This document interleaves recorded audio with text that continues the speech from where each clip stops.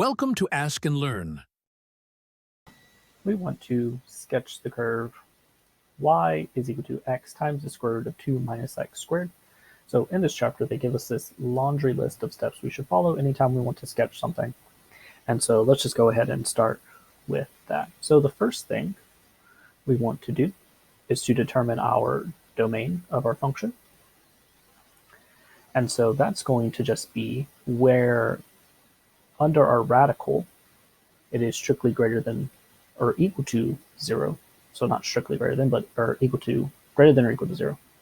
So if we go ahead and factor the inside there, it might be easier to see what that should be. So it's going to be the square root of 2 minus x times the square root of 2 plus x.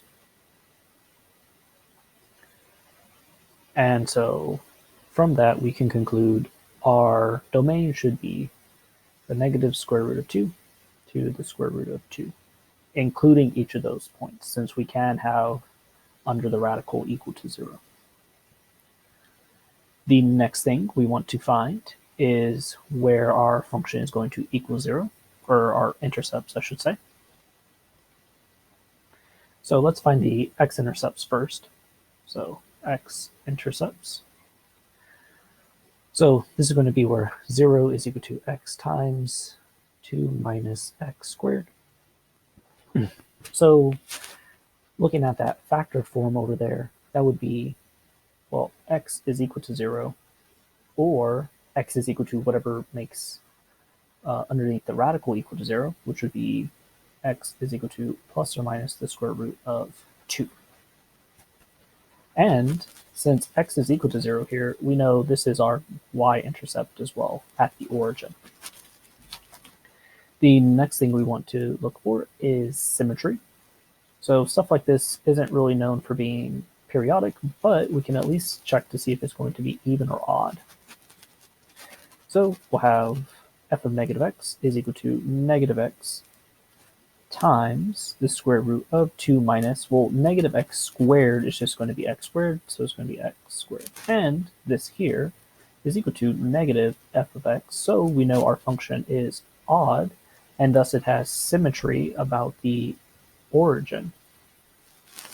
So if we draw what's going on from 0 to 2, or 0 to the square root of 2, we can just go ahead and reflect that across the origin to get the rest of the graph. Right. Now that we have that, we can go ahead and look at asymptotes of this. Asymptotes. But there are going to be no asymptotes because we're going to have no horizontal asymptotes since we do not go to infinity and negative infinity. And we have no vertical asymptote since there's nowhere in this function that we're dividing by 0.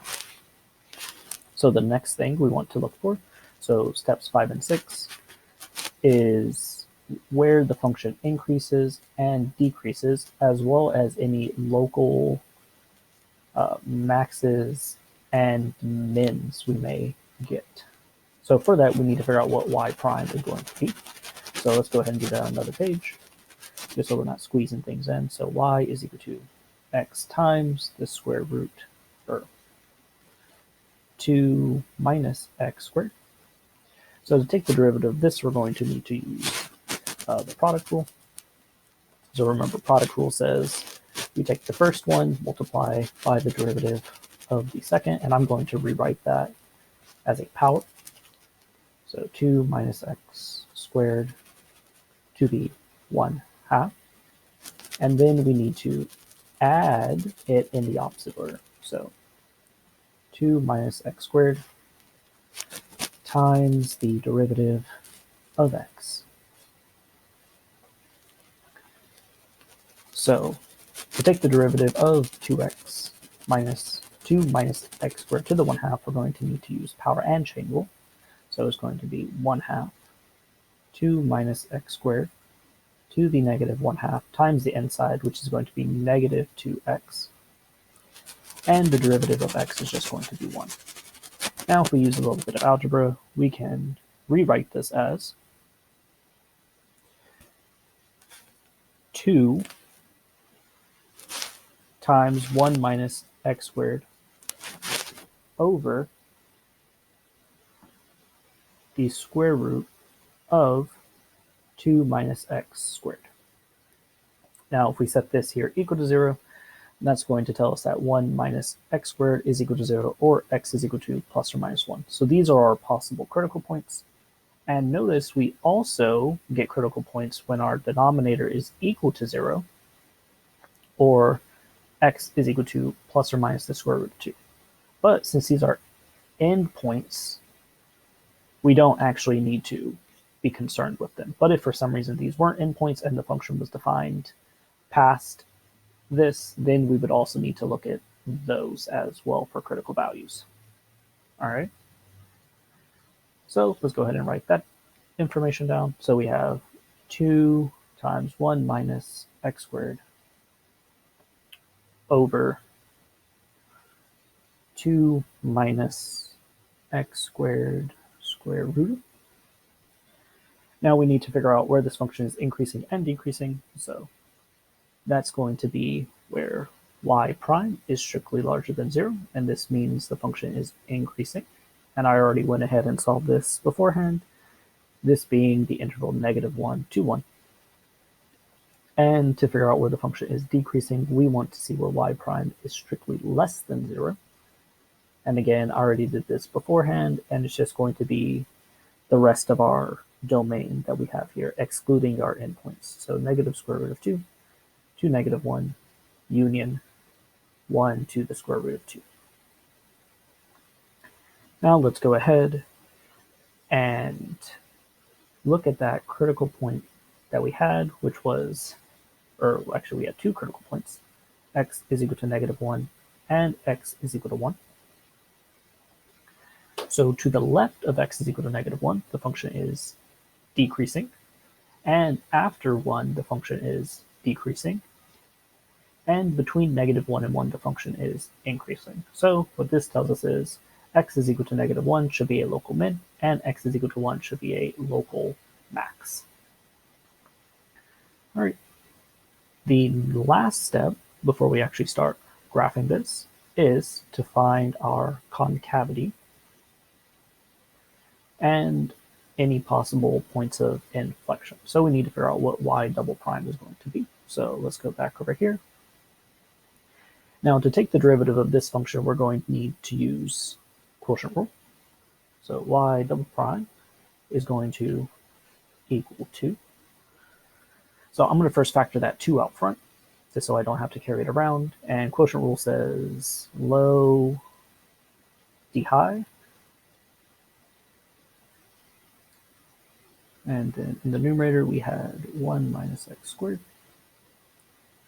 I put red there.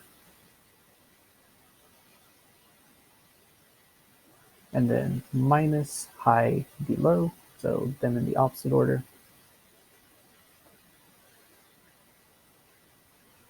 X of 2 minus x squared square rooted all over our denominator squared. So that would be 2 minus x squared, and we would absolute value this, but on our domain, that will always be strictly larger than 0, so we don't need to worry about that being 0. All right, so now the derivative of 1 minus x squared, well, we said in the last part that that should be negative 2x.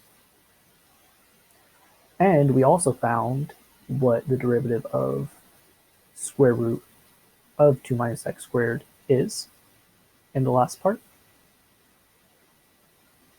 which would just be 1/2 2 minus x squared to the negative 1/2 times negative 2x. And once again, using a little bit of algebra to simplify this down, we will get that this is 2x x squared minus 3 all over 2 minus x squared to the 3/2 power. Right. And if we were to set this equal to 0, we're going to get that x is equal to 0, or x is equal to, or 0 is equal to x squared minus 3, which would imply x is equal to plus or minus the square root of 3. But this here, so the square root of 3 is strictly larger than the square root of 2, and negative square root of 3 is strictly less than the square root of 2 negative. So that tells us these are undefined points, and we don't need to worry about them. So the only actual inflection point we get is x is equal to 0. And again, we could set our denominator equal to 0, but we would just get that y double prime would be undefined at x is equal to plus or minus the square root of 2. And just like over here in the first part where we found our critical points for y prime, since they're endpoints, we wouldn't really care about them being critical, since we can't really say what happens on the other sides of the function. So the only point of importance out of the second derivative will be x is equal to 0. Right? So again, we got that our second derivative was 2x over x squared minus 3, all over 2 minus x squared to the 3/2 power. And let me go ahead and zoom out a little bit. Now we need to figure out where the function is concave up. So it'll be concave up when y double prime is strictly larger than 0. And I went ahead and solved this already, and this should be on negative square root of 2 to 0.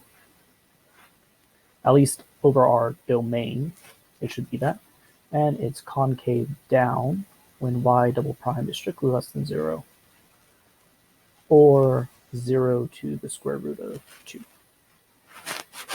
Now, the only possible point of inflection that we had was x is equal to 0, and we can see to the left the function is concave up, and to the right the function is concave down. So since we have this change on concavity, we will know that that is a point of inflection. All right, so that was everything they told us we should do before we actually start sketching the curve. So let's go ahead and start putting down our intercepts. So we have an intercept at 0, and we have an intercept at the square root of 2 and negative square root of 2. We know the function is going to be symmetric about the origin, so we only really need to draw it from 0 to square root of 2, and then we can just sketch the curve in the opposite manner going to the negative square root of 2. We have no asymptotes. We know we have a max at x is equal to 1. So here is a max. And on the other side, negative 1 should be a min. And we know at x is equal to 0, we should have a point of inflection. All right. So let's go ahead and start at x is equal to 0 and go to the square root of 2. So it is increasing until we hit 1, because that's our maximum. So it's going to come over here and then flatten out at x is equal to 1. And then the next important point is it starts decreasing and we hit our intercept here. And now we will just go ahead and reflect this across our origin, ensuring that at negative 1 we have our minimum and we hit our intercept. So this here would be a sketch of our graph. And just to make sure, so at x is equal to 0, we do have our change in concavity, because to the left is concave up and to the right is concave down. Now, the only other thing you might want to possibly go do is to say what this actual minimum value and maximum values should be. But other than that, since we're just sketching it, I think this is fine, since we show that it is a maximum at 1 as well as a minimum at x is equal to negative 1.